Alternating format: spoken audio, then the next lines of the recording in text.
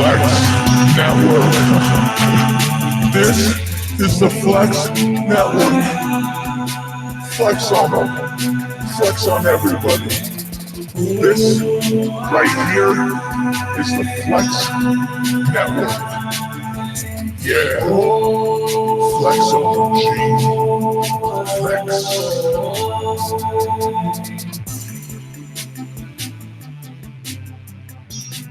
Oh, yes, everybody. This is a very special cast that we got going for you today.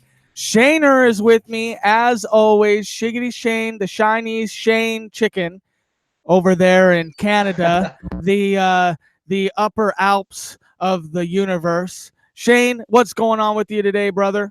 What's going on, Matt? Not too much. Just hanging out, looking to talk a little fantasy football with you.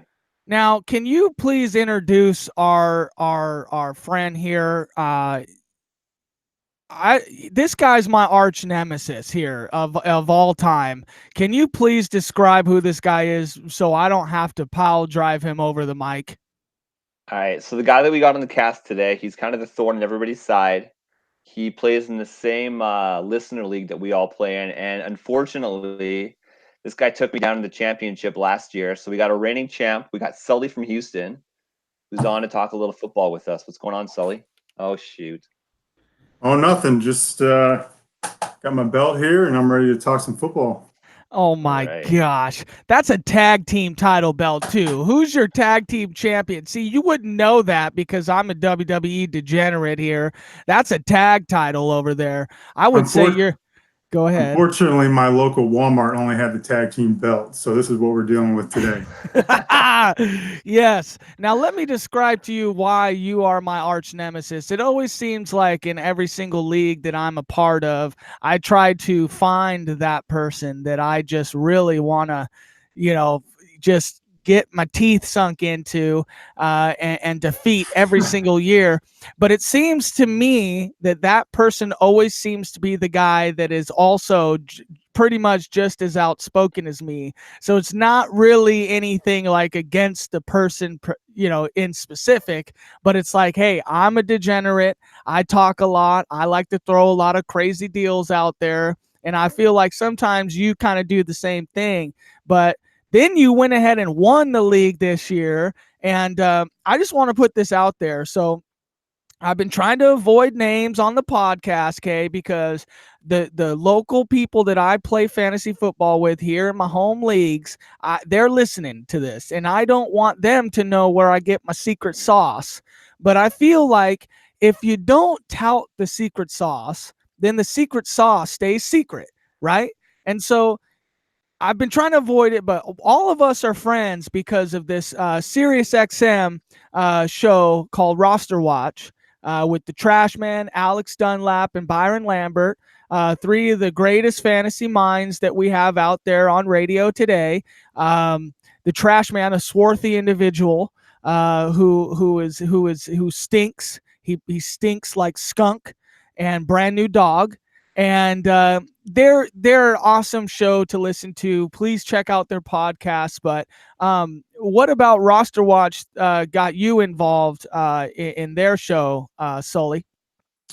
Well, I was just listening to Sirius XM like you guys, and I came across them one day a couple of years ago, and just the energy from Alex, just touting the mythical, the magical cheat sheet, that kind of drew me in. And then I started listening to them weekly and more, and they're just the entertainment and the forward thinking that they had was really what drew me in. And as local Texas guys like myself, they're from Austin, I'm from Houston, so that was kind of nice. And it just like I said, the forward thinking that they had, being ahead of the curve of most people, and the little entertainment that they can provide too was really appealing. Now, I got serious. So I was not a Sirius XM guy. Back when I was a lot younger, Sirius XM was pretty much famous for Howard Stern. It's like to me, that's what got the Sirius XM or the satellite radio kind of like boost off. I didn't even know about a fantasy football podcast or a station, a network. When I was 4 or 5 years ago, I don't know how much fantasy I really played. I got a brand new car off the lot, came with Sirius. I was listening to the NFL Network radio, and they had a freaking advertisement for a fantasy sports channel, and I tuned in, and tell me that Roster Watch is not the best show that is on that channel as far as quality content and something that is really fun to just listen to. You guys feel the same? Oh, I love Roster Watch. They're by far my go-to show. Yeah, it sucks in the off season when they're not on anymore. I think back in the day they used to come on kind of midsummer, but I remember just I guess since we're sharing, I remember I got Sirius. My wife got it for me for Father's Day. I want to say 5 years ago or so now, and we had just moved into a new house, and so everything was painting, painting, painting. And I played fantasy football, but I kind of sucked at it. I had maybe one good season prior Still to suck to at really it, getting but serious. Still kind of suck at it, but at least I'm trying harder. But yeah, no, I was stuck painting my bathroom, and then I saw, oh wait, there's this fantasy station, so I went and I tuned in, and the first show I ever heard was the Roster Watch guys on Saturday night. Well, so I'm sitting there on a Saturday night painting my bathroom, and they got me hooked. Not only did they friggin' get me hooked on their show, but they got me hooked on fantasy football talk. And 5 years later, here we are talking about it on a podcast.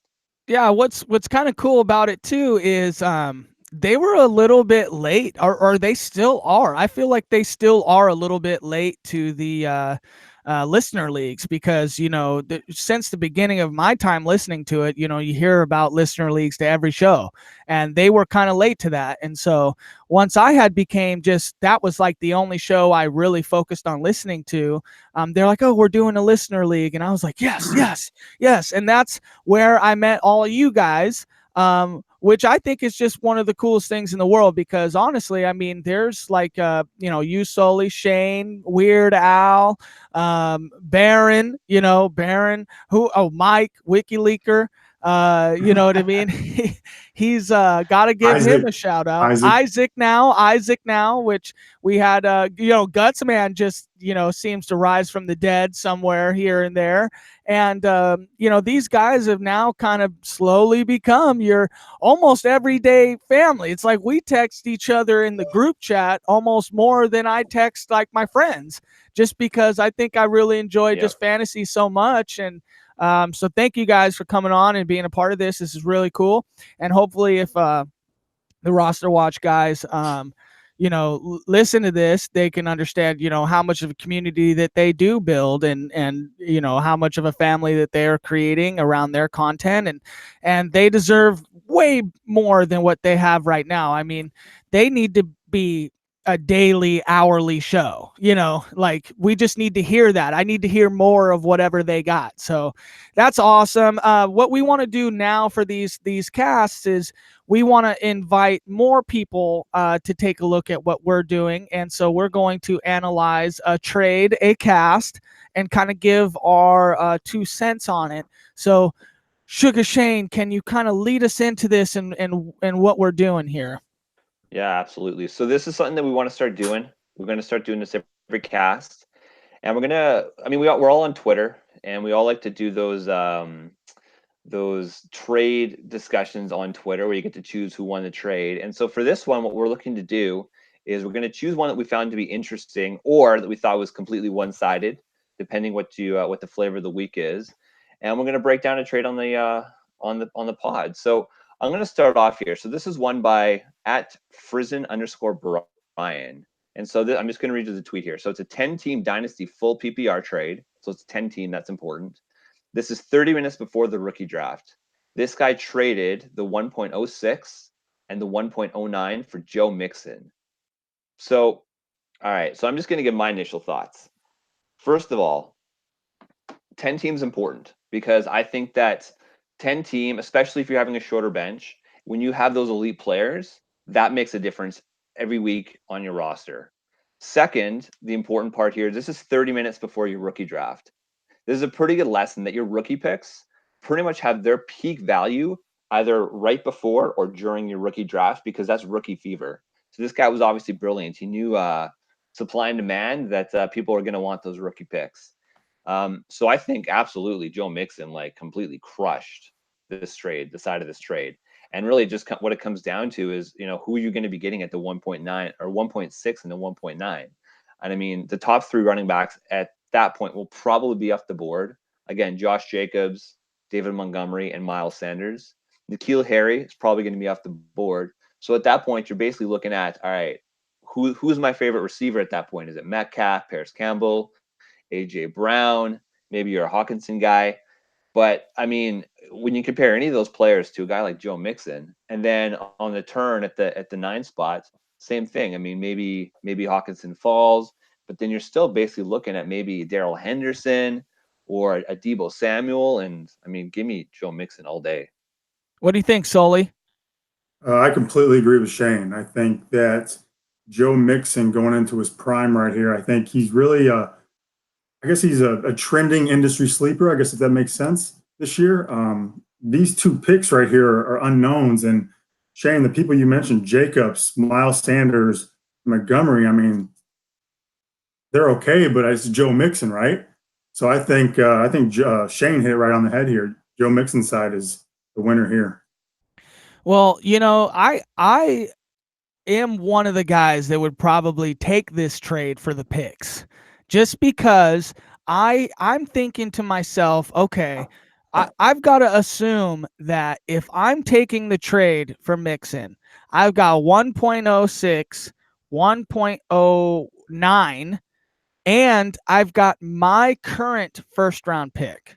Okay. So that means I now have 3 first round picks and Mixon and then an extra roster spot.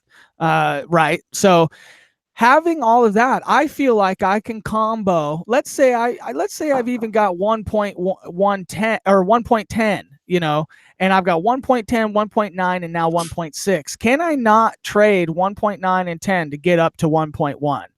I mean, could I do that?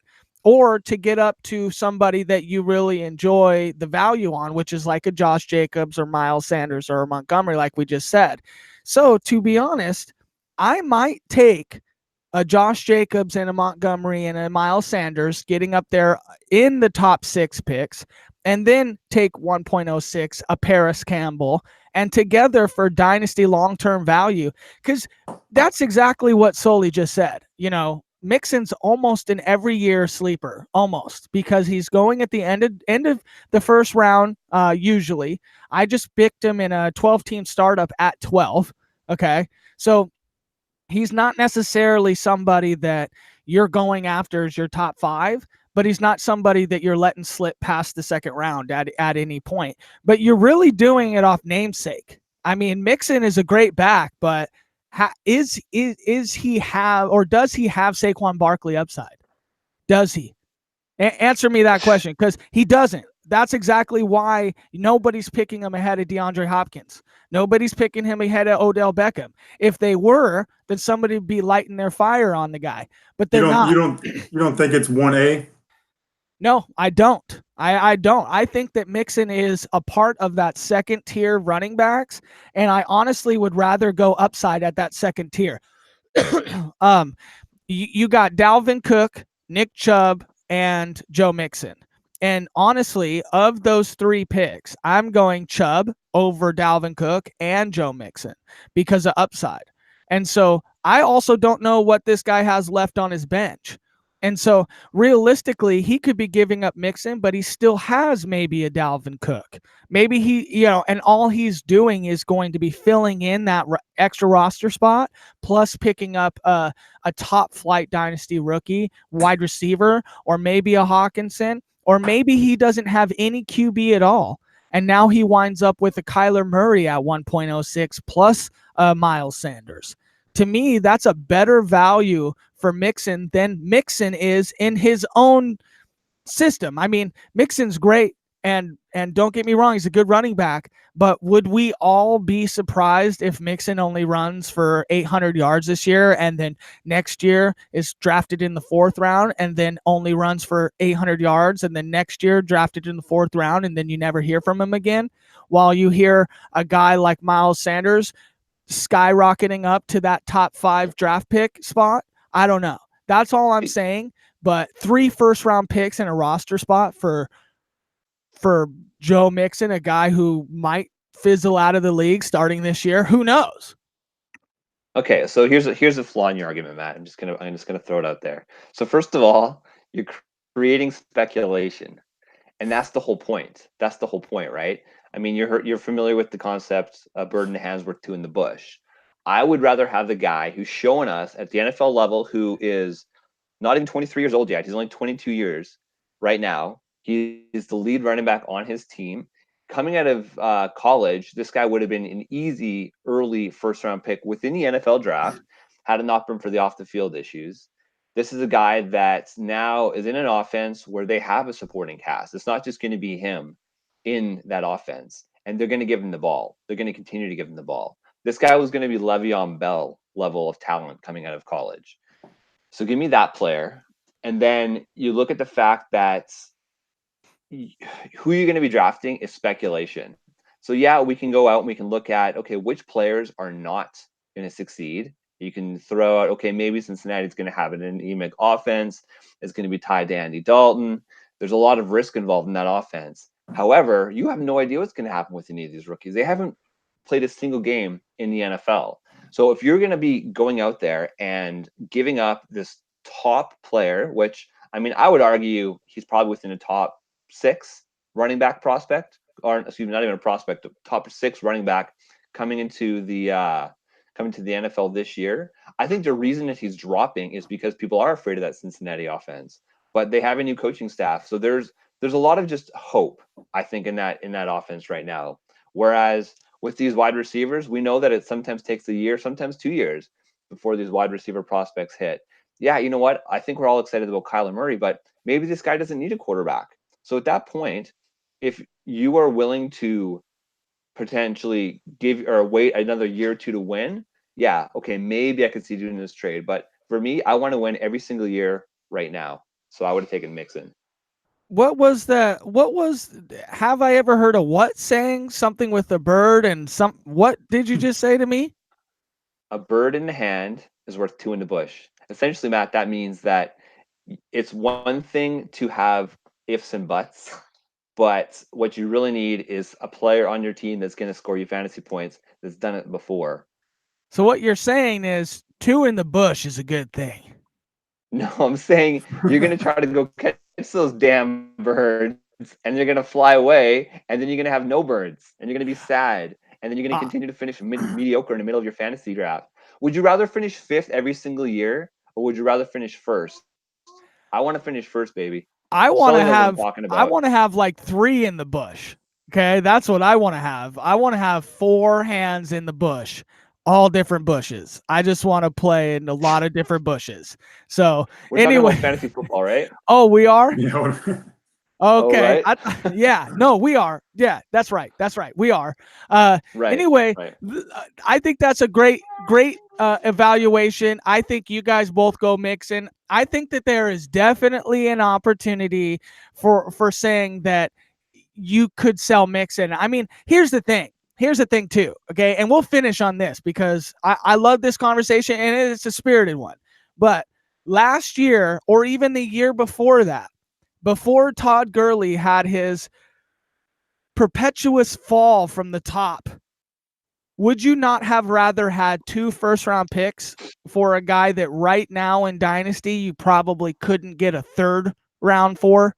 I mean, let's sell him at his height. And I would say Mixon is at his absolute height right now, because next year, if he rushes for less, catches for less, and gets injured midway through the season, ACL out for a year, you're going to be wishing you had those 2 extra first-round picks.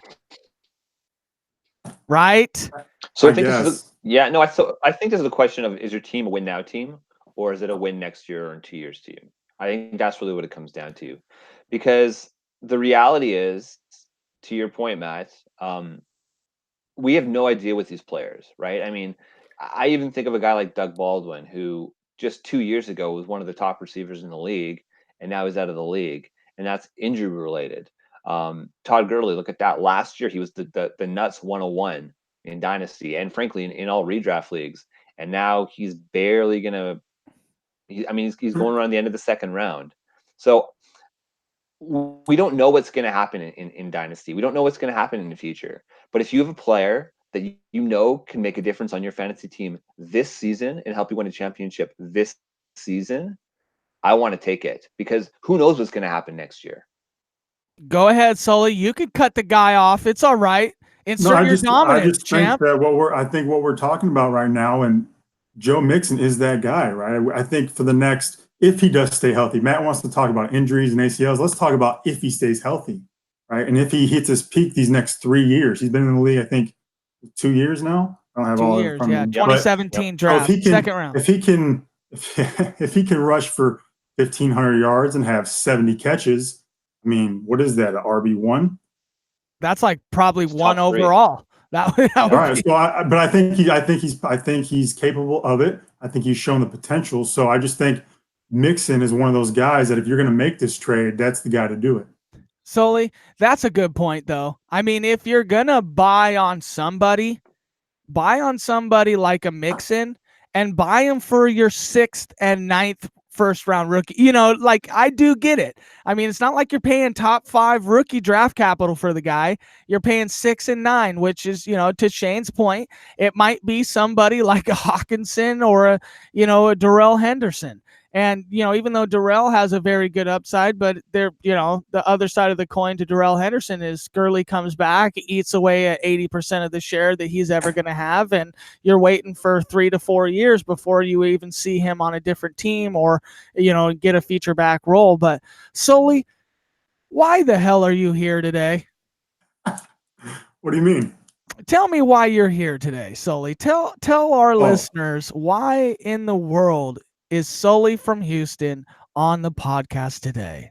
I'm here today because earlier in our GroupMe text, we got into it about not having a defense. So your argument was that we need to get rid of defense completely in fantasy football. Am I correct? Yeah, and kicker. So, I mean, I would like to me, it's like I want to get rid of the whole entire thing. It's not so much that it's just all defense. I want to get rid of the whole thing. So, but yes, that was the argument, is I want to get rid of kicker and defense on all of my fantasy leagues and all the ones I partake in and all the ones that I commission. Okay, so my argument was, particularly speaking to our league, right? We have 3 receivers and a super flex and a flex, correct? I think so. Is that right, Shane? Yep. That's correct. Yeah. Okay. And then we have a defense. So you're saying that you want to, for this league specifically was my argument, you want to eliminate, let's talk about defense for right now. You want to eliminate defense and add another flex, which would give us 2 flexes and a super flex. Correct. All right. And I disagree with that. I think the league is where it needs to be with that lineup structure. Keeping the defense, in my opinion, just takes out a large part of what we've been doing over the last 5-6 years when we play fantasy football, or even before that. I mean, if you can have a dominant defense, like I took the Chicago Bears last year in the 14th round of our roster watch draft, and they can put up, I believe it was 187 points over the season. I mean, I think there's just a strategy that you're taking out of the game and you just want to add more points. And I get that, but in the league that we have, I think the structure was fine. And that was my argument. So my question to you first is, have you ever played in a league that has no kicker and no defense? No. So you cannot attest to the amount of fun it is removing the defense from the league and adding another flex. So you yourself cannot attest to that. No. Okay. So listen, Matt. Okay, I'm just gonna chime in here, guys. I'm just gonna chime in real quick. So, in general, my opinion is I prefer not to have defenses, but I don't mind defenses. What I have an issue with in terms of defenses is how the actual scoring is set up. And the reason for that is because so much of it is driven by points against as well as touchdowns. So things like points against, I mean, to me, pretty much the way that the NFL is going is that it's becoming high scoring. Like the days of the 12 to 9 games, they're pretty rare. I mean, that Super Bowl result, I can't remember the score at this point, but it was low scoring, and it's just frankly it's irregular nowadays. I mean, you're getting far more of these crazy Kansas City type games where it's like 43 to 35, and so defenses, just by points against as well as touchdowns doesn't really make a lot of sense, because a defense can go like the Chicago Bears might be able to go out and put up, keep the other team from scoring maybe more than 15 points, but if they don't get a touchdown, they might only put up 6-7 points that specific week. Whereas some crappy team can go and get some filthy dirty time pick sixes, and they're going to be putting up 15 points for a defense. So I just find that totally outweighs the value of what you would consider to be a strong defense versus one that actually scores a lot of points. And so what I would like to see is, go ahead, Sully. No, I'm sorry. I'm trying to. Go ahead. I think something I'm thinking about here. I think the fandom aspect comes into the defense part of it too, because I'm a huge Chicago Bears fan, right? So everyone that was a Chicago Bears fan that I know, they had the Chicago Bears defense, right? I mean, they want to watch the defense every week and have them in their fantasy lineup and see them get 2 interceptions for touchdowns, or see them get 6 sacks, or 3 interceptions, things like that. So I think I get what you guys are saying totally, but I think the fandom aspect comes into the good defenses. People want to. That's why people draft defenses in the 7th or 8th round. They don't know what they're doing, right? So they just want that good defense. They want to be able to cheer for them. Yeah, but so here's my whole thing: is how many good defenses are there? Well, how do you define a good defense? 1, 2, 3, maybe. How many teams are we playing? 12. So yeah, I get that too. And I'm not anti-defense, but we are on the Flex network too. So let's switch it to the Flex conversation a little bit, where I am pro Flex. And I'll give an example. My home league that I've been in the longest time, it's a 1 quarterback, 2 running back, 2 receivers, 1 tight end, and 1 flex, which can only be a receiver or a tight end. We have a defense and a kicker, right? So I am pleading with these guys to add a flex position, because we need to have that extra flex in there, right? We need more points. We need more action. So that's an example where I am pro flex. So you're saying that because our league in specific already has a lot more action than your normal league that you're playing with. Now you're saying, okay, let's keep the defense, let's keep that strategy into that game. And I definitely understand it. Okay. Just as much as I can understand these fucking monkeys playing standard leagues. Okay.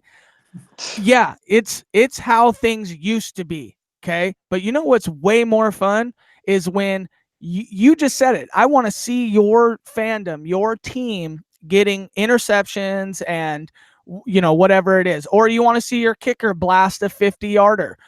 Great. I understand that. But you know what I would rather see? That number 3 wide receiver that I did some real actual skill in trying to draft and pick their matchup that week, go off for 80 yards and 2 touchdowns as a slot receiver 3 for the Tampa Bay Buccaneers. That's great. But I also did some research and skill and played the Philadelphia defense all season and was able to help that boost my fantasy championship. So it's not that defense doesn't require any skill at all. There's definitely skill in there. You have to look at all the matchups. You can roster multiple defenses to play strategy to keep other teams away from other teams. Yeah. I'm not saying there's zero. When streaming defenses, I think JJ Zachariah, I think his name is. He does a good streaming defense. There's good information out there for if you're streaming defenses or want to be able to, if you're in week 5 and you can pick up like a Tampa Bay Buccaneer defense that for the next 5 weeks, those matchups are cake, right? I mean, that's something you can set it and forget it, really. I like that strategy. I guess that's my perspective on the strategy part. Okay, so let's talk about that. Set it and forget it. So is that fun at all? You just want to set you want to stream defenses. So you want to pick one up, drop one, pick one up, drop one, and then you just want to throw it in there, forget about it, right? Okay, well, that's not fun. if it works, it's awesome because I made a great pickup for the next 5 weeks. So 5 weeks later, I can sit there and talk shit to you guys in the group me about how great I am and the great pickup. Now, after 2 weeks, if they get 0 or 1 points, of course I'm not a donkey. I'm going to move off of that pick. I'm going to have multiple options here. But I'm saying it's the thought of being able to do it and then say, hey, look what I did. I was able to do all this research. I hit on this defense, just like you hit on all the research you're talking about how you did on a flex player. And a flex might I add a third flex position that may get you 9 points, not 19 points, not 29 points, 9 points. Well, and it's definitely possible that it could get you 29 points, but so could a defense. And my whole problem with the defense is, right? So I get that part. I get that you could do that research, and then you got the next 5 weeks where you just said it. 2 out of the 5 weeks, you may hit a 0 or a 1, but 3 out of the 5 weeks, you may hit a 10. But here's my problem with it. I might have to drop my nice number 3 receiver to pick up a defense that I have to stream that week because that's mine's on fantasy football. That is how fantasy football is. You have to roster management, right? I get that part. Your solution is let's change the game completely and just add a whole nother variable to it. Let's add a flex. Let's add this. Let's add that. Just because I have to do this. No, I get it. So let me continue. I know you're jumping me a little bit. I mean, I was getting at. Here's my thing is, yes, the roster management part is fine. And then you're doing the research, and that's fine too. My whole thing is you go to that player pool, okay? And the player pool consists of 5 garbage defenses that every week has scored you 4 points, okay? You have to play one.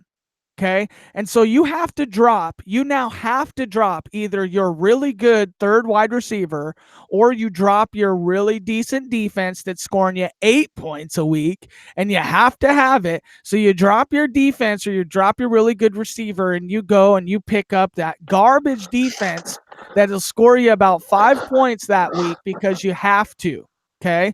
Now I did that. Okay. I grabbed it. Oh, somebody else grabbed my good one that I did my strategy to draft, and now I lost the fucking team because I had to go and drop my team just to make sure I had one, and then I throw them out there, and instead of the standard whining back. Hold on. Instead of the standard 4 points that I get from them, they give me a -6 and then lose the fucking week for me because they got scored 40 points on by happenstance. Then I go out there and I say, okay, fuck it. I'm just going to go pick up any one of these fucking teams because either way, you're going to get about a 4-pointer on.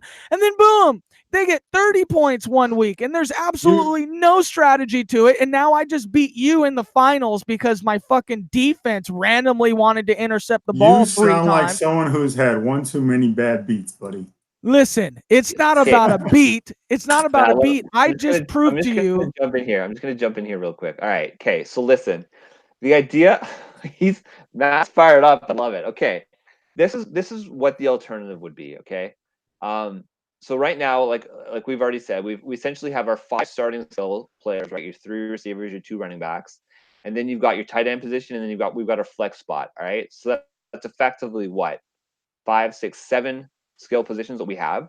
If we drop this defense position, you're now trying to pick up an 8th skill player. Are you telling me that any given, and I'm just playing devil's advocate here, but are you telling me that any given week, that random 8th skill player can't put up a 0 burger? And at least if you had a team defense in there, you'd get at least what, 5, 6 points typically, right, on any given week?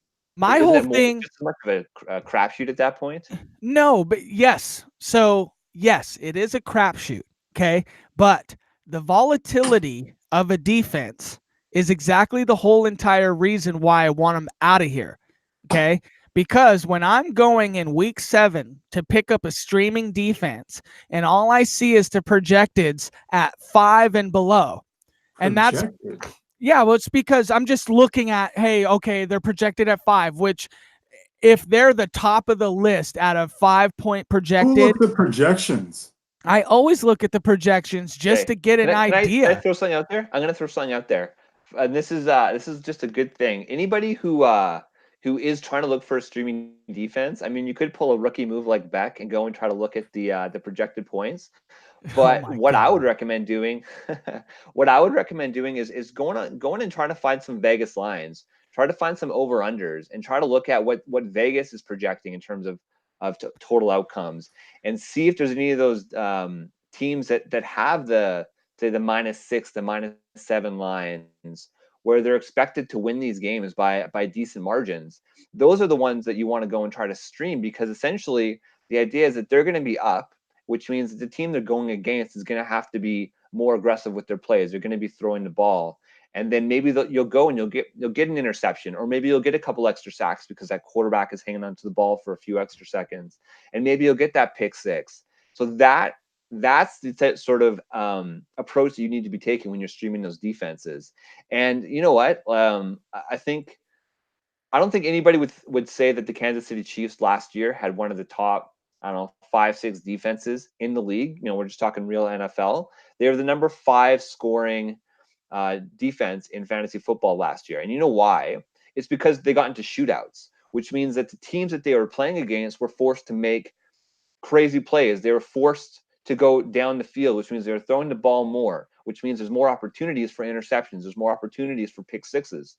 And that's the type of approach you need to take. So I think that it's a little bit short-sighted to say that there's no intelligence and there's no research that needs to go into it. There's no skill that goes into choosing that defense.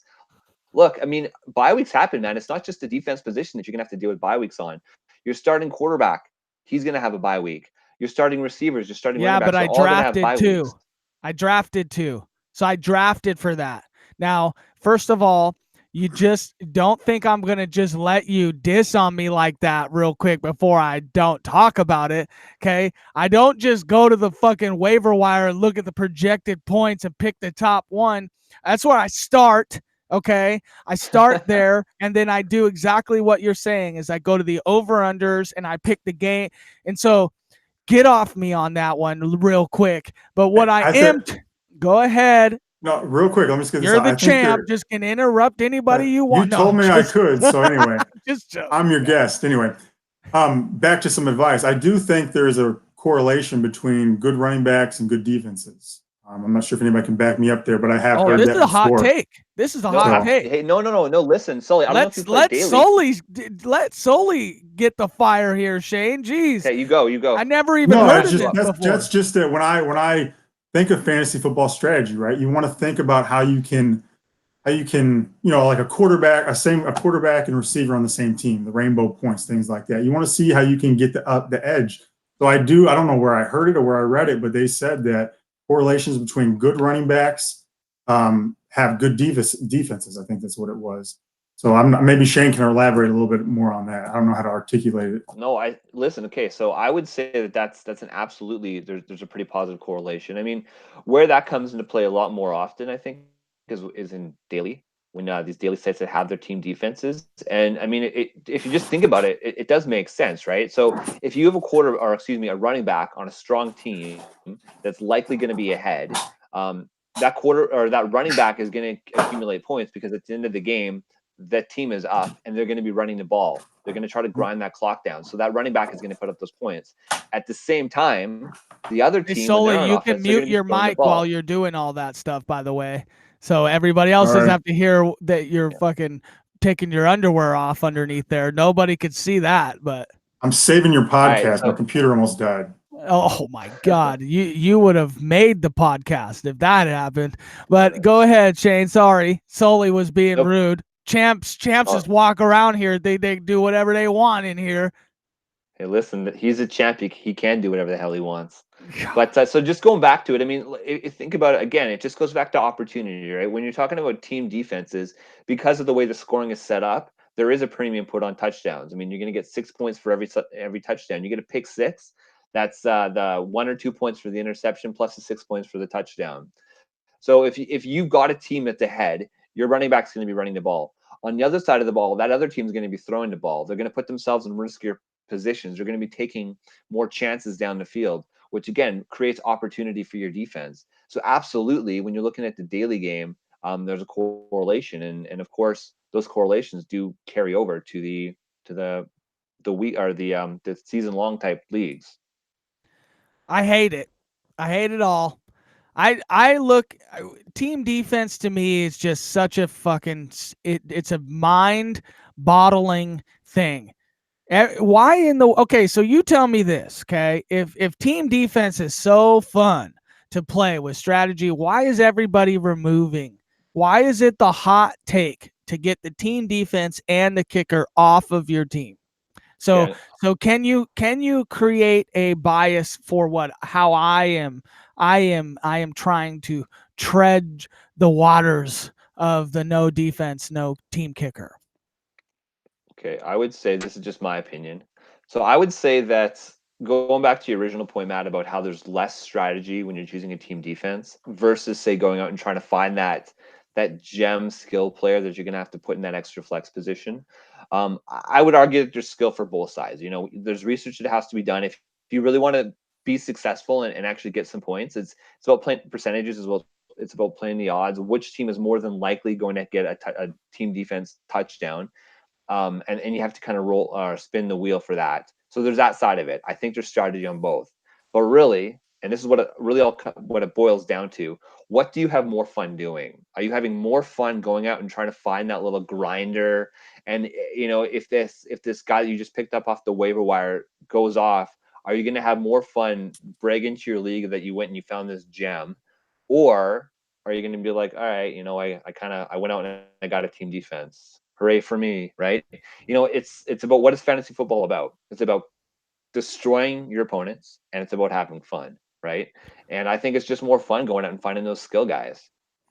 Well, and also there's two ways to look at it. And Weird Al says Lowski in our chat had tried to kind of because now I'm getting a little crazy with it because maybe you're onto something, Sully. Maybe you're onto something with the fact that team defense is not just the absolute worst thing in the world.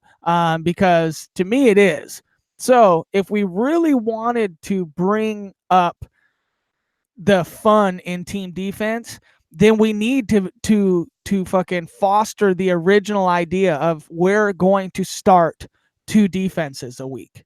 And let's really try to bring the skill aspect into it, because now if you have to start 2 team defenses and now there's 24 that's got to play a week, that's we would have to probably oh my gosh, what if we do a super flex with a team defense where you can either play one defense, one kicker, and one other kicker, other defense, where that would be kind of a crazy thing because there's not enough defenses out there in the league to kind of house a defense on your bench, to kind of in case one's got a bye or whatever.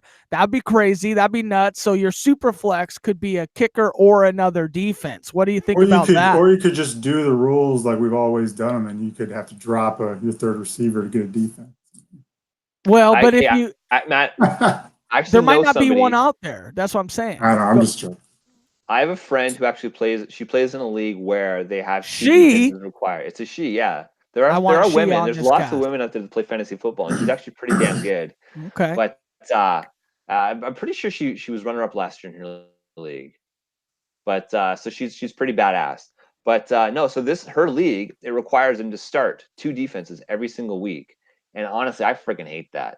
I hate it when you're getting down to the point where it's a scarcity thing. Where okay, yes, there's a scarcity of quarterbacks, but when it comes to team defenses, when you're starting 24 every single week, and then you start getting into the bye weeks where there might be 7 teams on bye week, when there's going to be a team out there that legitimately will have get a big fat 0 in their starting lineup, to me that's just it's against the whole point. It's then you have teams that are going to be hoarding 4 defenses, and I get there's a certain strategy to that, but I think that kind of goes against the strategy of the intent behind fantasy football, which is I want to have the best team. And then you start getting into these games, and to me, that's kind of a Beck thing to do, right? Like you're going to be the guy that has 5 defenses on your freaking bench just to box people out.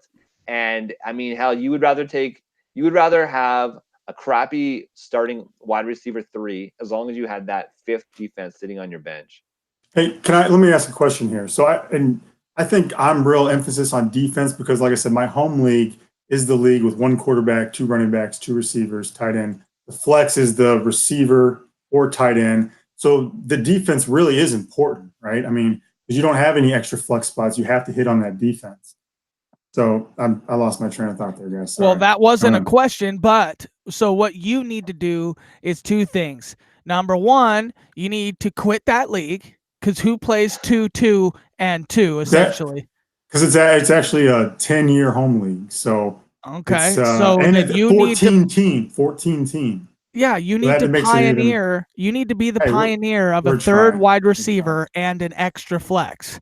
Because honestly, Shane, if you could try to pull up the Flex Network Listener League, and then we can count the roster positions on that. But I will tell you, I mean, the way that fantasy is going is more positions. And instead of less, because like you said, Sully, I mean, it's a 10-year home league. I mean, yeah, 10 years ago, 2 running backs, 2 wide receivers, that was the norm. But today, I got it up here, Shane. It's 2 receivers or 2 running backs, 3 receivers, 2 flexes, 4 flexes. Okay, we got 4 flexes, 3 receivers, and 2 running backs. I mean, that's a league. And you know what? That league, I will tell you, Sully, we will have a shiz ton of fun in that league. And do you know why? 4 flexes, no kicker, no defense. Okay. It will be way more fun than your 10-year. I will legit put in that after 3 years in this league, the Listener League, you will have had way more fun and way more strategy building opportunity than you have ever had. You know what's fun? Pick sixes to the house, scoops and scores. Exciting. In real football, stacks. In real when football, you get points in fun. fantasy football, it's fun too. Yeah, but it's also fun. But you know what's not fun is when you're in the championship game and you're neck and neck with every single person down the line, but all of a sudden the shitty fucking defense scores a pick 6 and scores 8 points and you lose that week because Matt, this actually happened. No joke. 100% my home league that we play in, we still have team defenses. And the championship, which I was, unfortunately, I won 3rd in this one, but I was not in the championship finale. The team had the Tennessee Titans defense, and Malcolm Butler caught a meaningless pick 6. Tennessee was already up in the game. Instead of kneeling down and ending the clock, he, of course, had to run the ball into the end zone. And literally, this other team beat him because, the team with the Tennessee Titans ended up winning by about 3 or 4 points that week in the finale because of this pick 6. In garbage time? Oh, it was 100% garbage time. That's what's great about it. That's not great. That's chance. That's luck. That's not skill. That's just luck. You know what? Honestly, I think I'm kind of being swayed both ways here. I think that the best solution in something like this is that it's always fun to have that extra element of strategy, right? It's fun to have that team defense strategy you have to play into it because it's something else you have to look at. You have to look at the complete opposite side of the ball, which I think there's a lot of fun.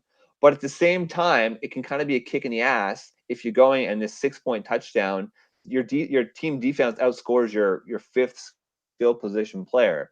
Honestly, I think the best solution here is not to get rid of team defenses, but it's to add more position players within your team. That way, that relative 6 points has less of an impact. If you've got a strong core group of players, that's not necessarily going to be what the straw that breaks the camel's back. The camel's back is when you have 4 hands in the bush and one rascal or bird or rodent off in the side. Listen, we're all parents, we're all fathers. It's all about getting these little metaphors you can go and these little nuggets you can teach your kids, right? You don't. I mean, I think 2 in the bush reference is a very, very ethical thing to be teaching your children. Okay, 2 in the bush, son. I just winked. We can't. You can't hear that on the, Can't see but the I wink. clicked. Or I or clicked. see it. So, Shane, I know you got to go. This was an arousing conversation. Below this desk here, I am very aroused after the Bush comments. But Where's Sully, Barron when you need him? Barron is No coming. kidding. Okay, that's He's what on a she boat said. somewhere in the middle of some lake in Ontario. Yeah. Well, you know what I found awesome about today's cast? Not only short and sweet, because typically me and Shane get into this and then I look at the clock and we're an hour and a half in. And it's just like, what the fuck? But every time Shane said against, he said against. And that got me going. That got my Against? juices rolling. Okay.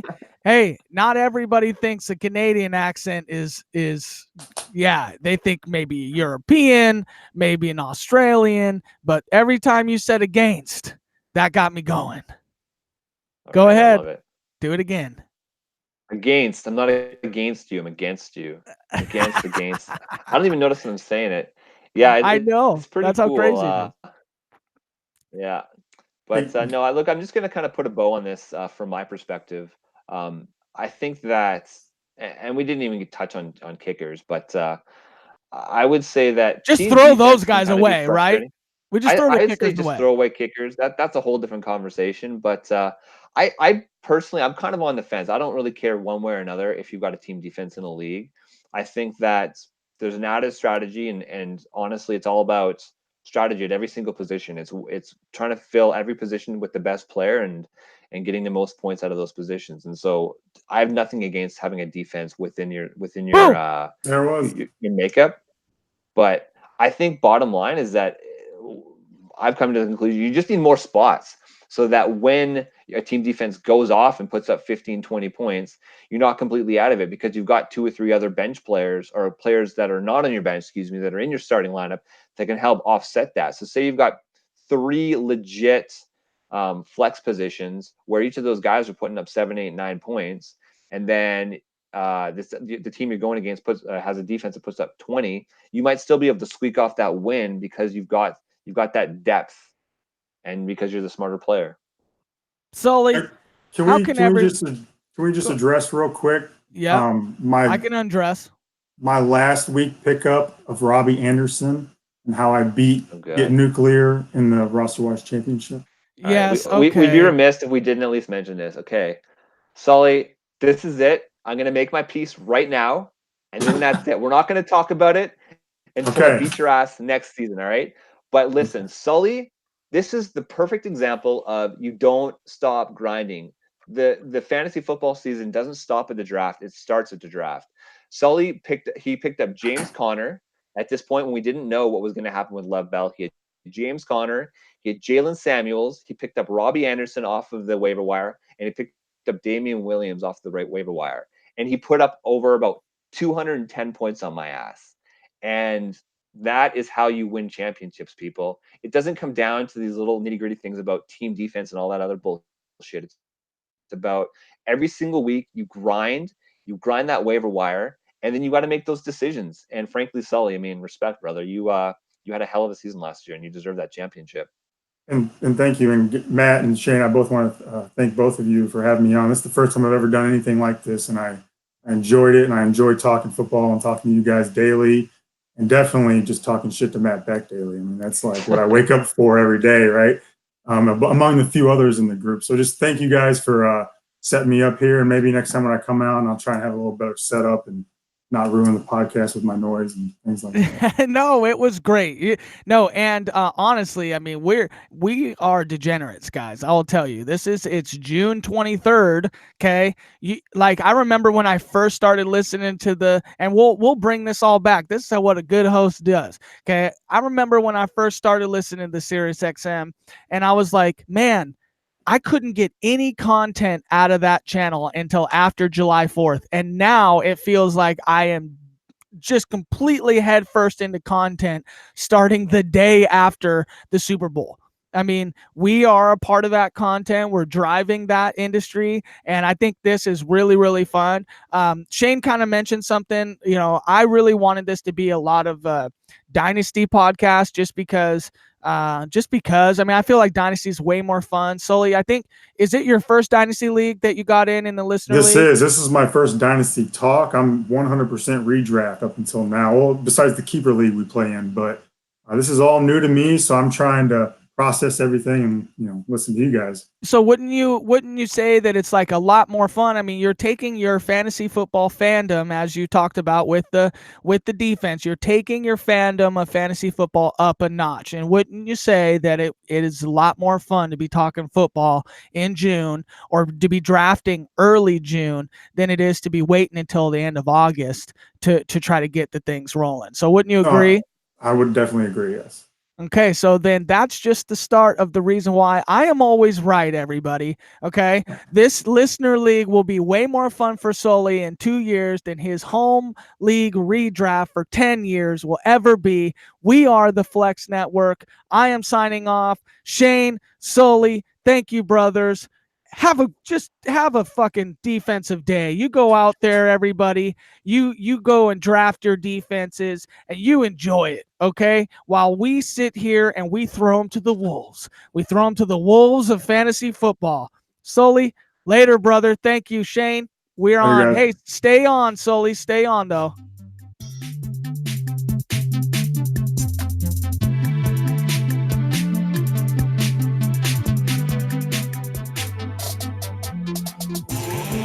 This is the Flex Network.